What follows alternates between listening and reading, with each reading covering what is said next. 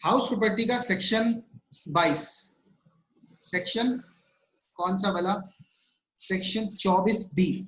House property के section 24B के अंदर हमें किस चीज के बारे में, डिडक्शन के बारे में डिस्कस किया जाता, इंटरेस्ट। अगर आपने घर बनाने के लिए लोन लिया है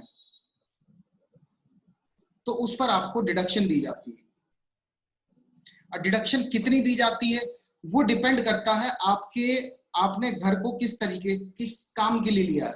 अगर आप उसे किराए पे चढ़ा रखा है तो किस्सा अलग है, अगर आपने उसे सेल्फ ऑक्यूपाइड कर रखा है तो किस्सा अलग है। अगर आपने वो लेट आउट प्रॉपर्टी है, प्रॉपर्टी कौन सी है, लेट आउट या deemed to be let out property, या तो लेट आउट है या deemed to be let out है, ऐसे केस में लिमिट कितनी होगी, नो लिमिट, कोई लिमिट नहीं है। आप कितना भी इंटरेस्ट हो आप घटाएं, आप वो इंटरेस्ट 1 लाख हो या वो 1 करोड़ हो या 1 रुपया हो, जितना भी इंटरेस्ट होगा आप घटा सकते हैं, कोई लिमिट यहाँ पर नहीं है। ठीक है जी। अगर आपका मकान सेल्फ ऑक्यूपाइड है, सेल्फ ऑक्यूपाइड बोले तो अगर आप ऐसे मकान में रह रहे हैं किसी मकान के अंदर, तो उसकी लिमिट तय हो जाती है। उसकी लिमिट कितनी तय हो जाती है, उसकी लिमिट बन जाती है या तो फिर वो हो जाती है 2 लाख या हो जाती है वो 30,000 एज पर द कंडीशन। तो दोबारा से बताऊं कि अगर आप किसी मकान में किराए पे दे रखा है तो कितना इंटरेस्ट लेस हो सकता है, लिमिटलेस, नो लिमिट। ठीक है। अगर आप मकान में खुद रह रहे हैं, सेल्फ ऑक्यूपाइड है, तो मकान की लिमिट कितनी है, या तो 30,000 या फिर 2 lakh as per the condition. इसके लिए कंडीशन दी गई है और कंडीशन कितनी है, 4। क्या क्या कंडीशन है उसके बारे में डिस्कस करेंगे। अगर आप कंडीशन को सेटिस्फाई कर देते हैं, अगर कंडीशन सेटिस्फाई कर देते हैं तो डिडक्शन कितनी मिलेगी, 2 लाख। अगर सेटिस्फाई नहीं कर पाते हैं, अगर सेटिस्फाई नहीं कर पाते हैं तो डिडक्शन कितनी मिलेगी, 30,000। ये कहानी है। अब डिडक्शन कौन कौन सी है, क्या क्या कंडीशन है, उसके बारे में डिस्कस करते हैं। पहली कंडीशन तो है मकान 1/4 लोन 1/4/1999 के बाद लिया गया हो। पहली कंडीशन, लोन 1/4/1999 के बाद लिया गया हो। दूसरी कंडीशन, या तो परचेज के लिए लिया गया हो। तीसरी कंडीशन, या कंस्ट्रक्शन के लिए लिया गया हो, या तो खरीदने के लिए या बनाने के लिए। Number 3, construction of house, construction of house has been complete in 5 years from the end of previous year in which the loan is taken। कह रहा जिस उसमें लोन लिया है, लोन लेने से लेकर के 5 साल के अंदर, लो जी डेट, लोन डेट, जहां से लोन लिया है वहां से लेके 5 साल के अंदर आपके मकान बन के पूरा हो गया हो। 3 कंडीशन कौन कौन सी, आइए एक बार कंडीशन दोबारा से पढ़ लेते हैं। कौन कौन क्या क्या कंडीशन है, लो जी। पहली कंडीशन 1/4/1999 के बाद लिया हो लोन। दूसरी कंडीशन, परचेज के लिए लिया हो। तीसरी कंडीशन, कंस्ट्रक्शन के लिए लिया हो। चौथी कंडीशन कि मकान लोन डेट से 5 साल के अंदर बन के पूरा हो गया हो।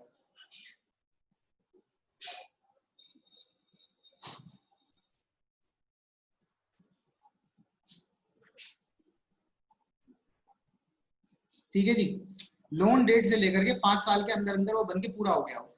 अगर तो ये कंडीशन आपने सेटिस्फाई कर दी तो डिडक्शन कितनी मिलेगी, 2 लाख। लो जी, इसमें लिख देते हैं condition satisfy yes, yes condition satisfy तो डिडक्शन कितनी, 2 लाख। अगर कंडीशन सेटिस्फाई नहीं कर पाते, नो, तो डिडक्शन कितनी, 30,000। बोलो जी, इतनी बात समझ में आई कि नहीं आई। तो कुल मिलाकर के बात यह है कि सेल्फ ऑक्यूपाइड में डिडक्शन कितनी हो सकती है, 30,000 की या 2 लाख की। और क्योंकि सेल्फ ऑक्यूपाइड प्रॉपर्टी की जीएवी नील होती है तो एनएवी भी नील होगा। तो ऐसे केस में सेल्फ ऑक्यूपाइड प्रॉपर्टी में हमेशा लॉस ही आता है। और लॉस कितना आ सकता है, मैक्सिमम 30,000 या 2 लाख का लोन आ सकता है। एक बार फटाफट से रिवाइज कराता हूं जितना मैंने बता दिया है। ठीक है जी।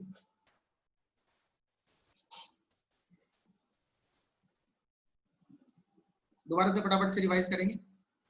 क्या क्या बताया सबसे पहले मैंने, अगर आपका मकान लेट आउट है, एक तो कंडीशन है आपका मकान लेट आउट है, एक दूसरा मकान आपका सेल्फ ऑक्यूपाइड है। लेट आउट के केस में कितनी लिमिट है, नो लिमिट, और सेल्फ ऑक्यूपाइड के केस में कितनी लिमिट है, 2 लाख या 30,000 एज पर द कंडीशन।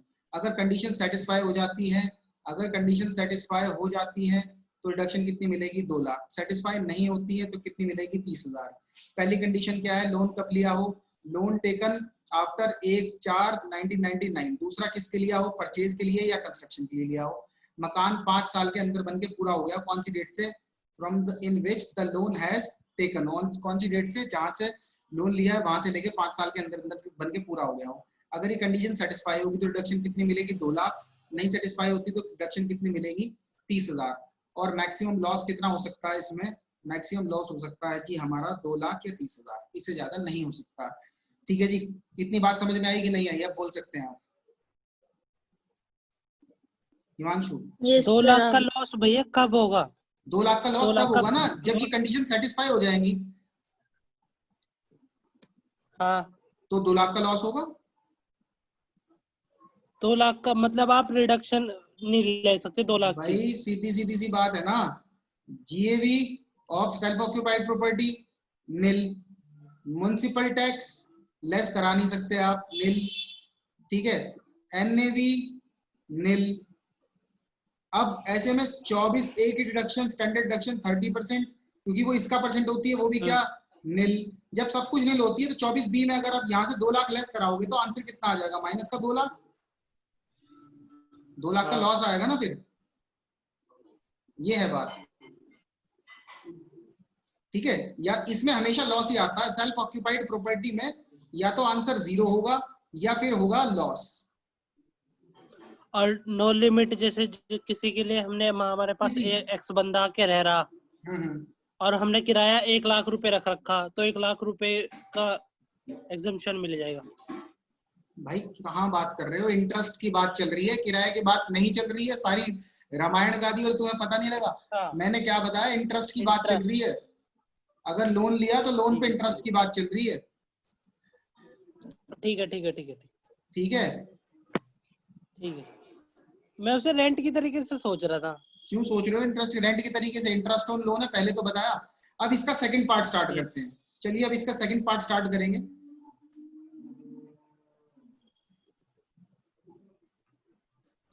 इसका सेकंड पार्ट ये है कि अगर आपने लोन को लिया है परचेज के लिए या कंस्ट्रक्शन के लिए, और अगर आपने लिया है रिपेयर या रिन्यूअल के लिए, 2 तरीके से इसका ट्रीटमेंट हो सकता है। या तो आपने लिया हो परचेज के लिए या कंस्ट्रक्शन के लिए, या फिर इसका ट्रीटमेंट हो सकता है कैसे, या लिया हो आपने रिपेयर या रिन्यूअल के लिए। ठीक है, रिपेयर, रिन्यूअल और रिकंस्ट्रक्शन। समझ में आया बात। अब ध्यान से सुनना, अगर आपने लिया है रिपेयर और रिन्यूअल के लिए, ठीक है, तो इसका सीन क्या है, interest fully deductible in the previous year. जितना होगा उतना का उतना लेस करा देंगे, जितना होगा उतना लेस करा देंगे प्रीवियस ईयर में। ठीक है, इसमें कोई दिक्कत नहीं है। और अगर आपने लिया है लोन किस चीज के लिए भला, आपने अगर लोन लिया है परचेज या कंस्ट्रक्शन के लिए, तो आपके लोन को डिवाइड किया जाएगा 2 पार्ट्स में। कौन कौन से पार्ट्स में, एक तो होगा प्री कंस्ट्रक्शन पीरियड और एक होगा पोस्ट कंस्ट्रक्शन पीरियड। दोबारा से सुनना, दोबारा से सुनना। अगर आपने अपने घर की तोड़फोड़ करनी है और तोड़फोड़ करने के लिए अगर आपने लोन लिया अपने घर की, तो ऐसे केस में आपको क्या करना पड़ेगा, ऐसे केस में आपकी जितना इंटरेस्ट प्रीवियस ईयर में होगा उतना आप सीधा सीधा लेस करा दो, कोई ड्रामेबाजी नहीं है। बोलो इतनी बात समझ में आई कि नहीं आई। जितना लोन होगा उस पर जो ब्याज बैठेगा उसे लेस करा दो, कोई झोल नहीं है। दूसरी बात, अगर आपने लोन लिया है परचेज और कंस्ट्रक्शन के लिए, अपने घर को बनाने के लिए या खरीदने के लिए, तो ऐसे केस में आपके घर को, आपके इंटरेस्ट को, आपने जो लोन लिया है उस पे जो ब्याज देना है उसको 2 पार्ट्स में डिवाइड किया जाएगा। कौन कौन से पार्ट में, पहला पार्ट इसको बोलते हैं प्री कंस्ट्रक्शन पीरियड, इसको बोलते हैं post construction period. Pre post बोले तो मकान बनने से पहले का पीरियड और मकान बनने से बाद का पीरियड। दोबारा से सुनो, लो जी, दोबारा से करके दिखा देता हूं कौन कौन से पीरियड में डिवाइड किया जाएगा। लो जी, 2 पीरियड में डिवाइड किया जाएगा, प्री और पोस्ट।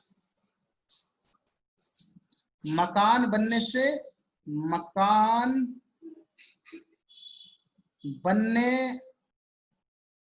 से पहले,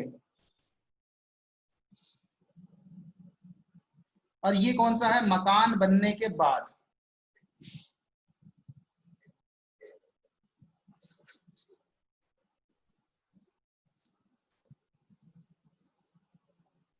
दोबारा से, अगर आपने लिया है मकान रिपेयर रिन्यूअल के लिए, किस काम के लिए भला, रिपेयर रिन्यूअल के लिए, तो ऐसे केस में आपका क्या होगा, अब माइक खोल लो फटाफट बताते रहो।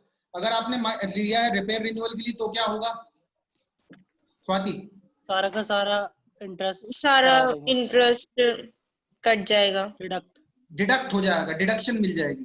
ठीक है, सारा का सारा कितना, प्रीवियस ईयर का बात हो रही है, सारे के सारा मतलब पिछले साल में जितना होगा उतना, यूं नहीं कि पिछले 5 साल का हटा दोगे, सिर्फ और सिर्फ पिछले साल में जितना लोन ड्यू होगा उतना का उतना लेस करा देंगे।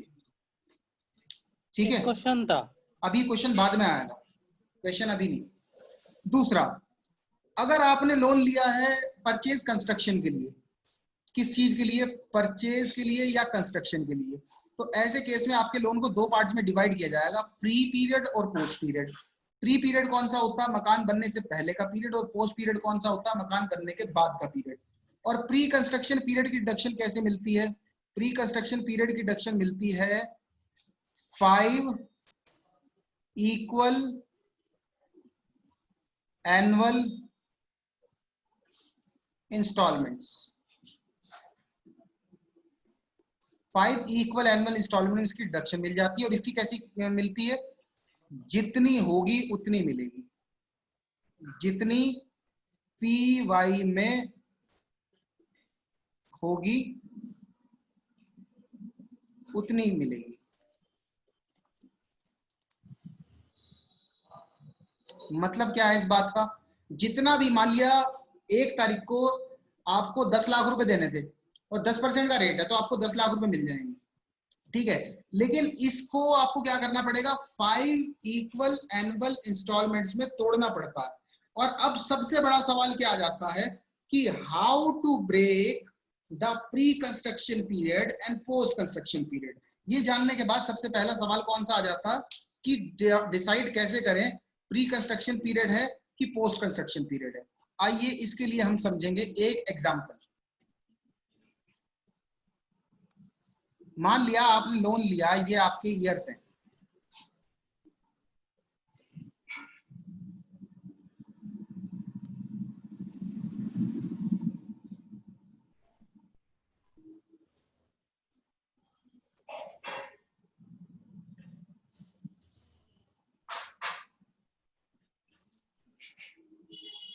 लो जी, ये हो गया हमारा 20-21, ये हो गया हमारा 19-20, ये हो गया हमारा 18-19, ये हो गया हमारा 17-18, ये हो गया हमारा 16-17। ध्यान से देखना, pre construction period post construction period किसे बोलते हैं। आपने लोन यहां लिया 1 अप्रैल 2016 में, लोन कहां लिया, 1 अप्रैल 2016 में। आपका मकान बन के पूरा हो गया यहां 1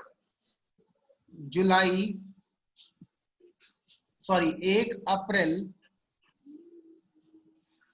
2019 में आपका मकान बन के पूरा हो गया।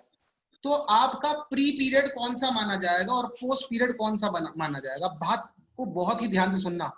लो जी, मेरी बात को नोट कर लेना और दिमाग में उतार लेना। यहां पे तो लोन लिया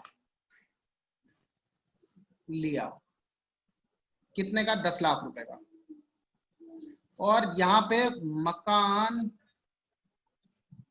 पूरा हुआ,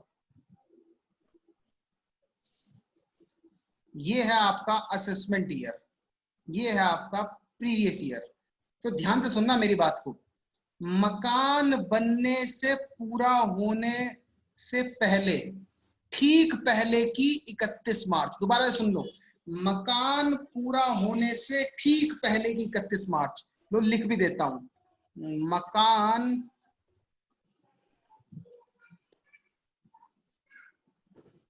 पूरा होने से पहले ठीक, मकान पूरा होने से ठीक पहले की 31 मार्च तक, कहां से कौन सा पीरियड होगा, लोन लेने से लेकर के, लोन टेकर डेट से मकान बनने से ठीक पहले की 31 मार्च।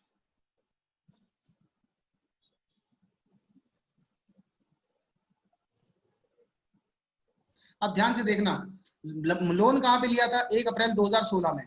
मकान कहां पे बन के पूरा हुआ, मकान बन के पूरा हुआ 1 अप्रैल 2019। अब यहां से प्री कंस्ट्रक्शन पीरियड कौन सा होगा, मकान पूरा कहां पे हुआ, यहां। इससे पहले की 31 मार्च कौन सी आ रही है, यहां। तो यानी कि ये पीरियड, कौन सा पीरियड, मैं उसको यहाँ पे हाईलाइट कर रहा हूं हाईलाइटर से, लो जी मैं उसको हाईलाइटर भी कर देता हूं एक बार हाईलाइटर से। ये पीरियड जो है ना, जो भगवा रंग से हाईलाइटेड है, लो इसे भगवा कलर से हाईलाइटेड कर देते हैं, इसको क्या बोलेंगे, प्री कंस्ट्रक्शन पीरियड। क्या बोलेंगे इसको, प्री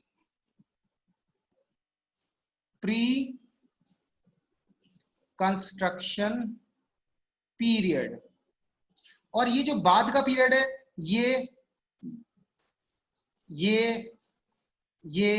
ये सारे के सारे पोस्ट कंस्ट्रक्शन पीरियड है। अब यहां पे देखा जाएगा कि इसकी डिडक्शन कैसे मिलेगी, 10 लाख रुपए का लोन लिया था और इस पे ब्याज का रेट है 10%, अगर तो 1 साल का 2 साल का, तो टोटल इंटरेस्ट कितना हो गया, 10 लाख का 10%, और कितने साल का, 2 साल का। 10 लाख का 10% 1 लाख, यानी टोटल इंटरेस्ट कितना हो गया, 2 लाख। इस 2 लाख की डिडक्शन कितने टाइम में मिलेगी, 5 इक्वल एनुअल इंस्टॉलमेंट में, यानी कितनी डिडक्शन मिलेगी, 40,000। अब ये कैसे मिलेगी 40,000, यहां पे मकान बन के पूरा हो गया ना, 40,000 यहां मिलेगी, 40,000 यहां मिलेगी, 40,000 यहां मिलेगी, और 40,000 यहां मिलेगी, और 40,000 यहां मिलेगी। आने वाले 5 सालों तक, जब तक मकान पूरा नहीं होता, ये डिडक्शन मिलती रहेगी।